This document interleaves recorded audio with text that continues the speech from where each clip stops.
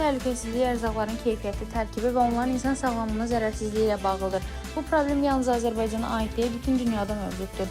Dünyanın heç bir ölkəsində qida təhlükəsizliyi tam təmin olunmayıb. Müxtəlif səbəblərdən zəhərlənmələr qeydə alınır. Azərbaycanda da analoji hallara rast gəlinir və keyfiyyətsiz qidaların mövcudluğu inkar olunmaz faktdır.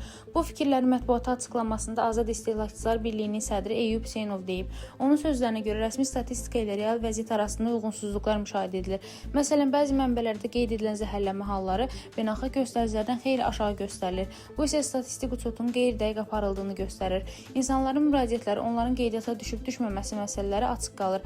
Eyüp Hüseynovun sözlərinə görə son illərdə Azərbaycanda enerji içkilərinin təhlükəsizliyi ilə bağlı standartlar qəbul edilmiş, onların tərkibindəki bəzi maddələrin miqdarı minimum həddə endirilmişdir. Hazırda ölkəyə idxal edilən və yerli istehsal olunan enerji içkiləri həmin standartlara uyğun istehsal olunur. Fast food məhsulları isə qlobal miqyasda ciddi problem olaraq qalır. Azərbaycanda xüsusilə dönərxanalar qida zəhərlənmələrinin potensial mənbəyi kimi qeyd olunur.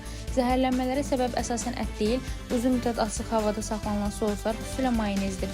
Mayonezin saxlanma müddəti 4 saatdan artıq olmamalıdır, lakin bəzi hallarda günlərlə istifadə olunur. Rəna Rövşənqızı, BTV.